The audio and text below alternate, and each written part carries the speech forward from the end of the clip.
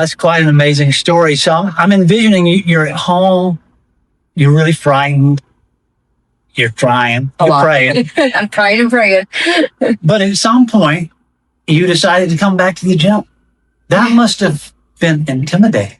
And how did that happen? When did that happen? It was definitely intimidating. And my identity has been so wrapped up in being an athlete and being physical, that I had to figure out what that looked like for me. So, it started off with physical therapy. Mm-hmm. So, I had kind of a bad experience with physical therapy in those months leading up to needing surgery. I was frustrated. It wasn't helpful.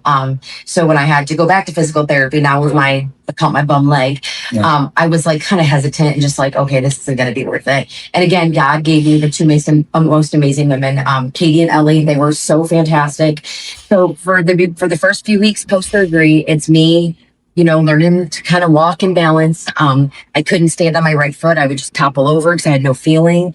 So my first iteration back in the gym was on the mat in a physical therapy office and learning how to use my body and how to balance.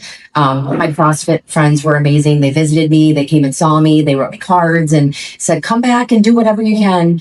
So it was about 6 weeks after my surgery that I kind of had the courage to come back, and I didn't do anything that everybody else was doing. They were all using barbells and stuff. And I brought my physical therapy bands and my mat, my yoga mat, and my fitness ball, and I did what I could. I sat like this and I did things with my shoulders.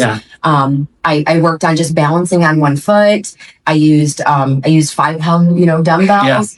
And I truly just was grateful to be here in this space and feeling like a member of my community again, because really that's what I missed. I missed the feeling of being with my friends and, just being together and encouraging each other.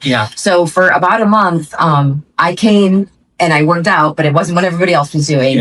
And my PTs, Katie and Ellie at the time were just coaching me through, this is what you can do, this is what you can't do. And they were so encouraging, and just telling me how strong I was, and telling me you're going to get back to it, and just giving me all the encouragement, and my PTs and my friends here at CrossFit. So, it definitely didn't look like CrossFit, and it still doesn't, honestly. I'm 9 months post-op now, and I still can't do what I used to be able to do, but it's closer and it's better.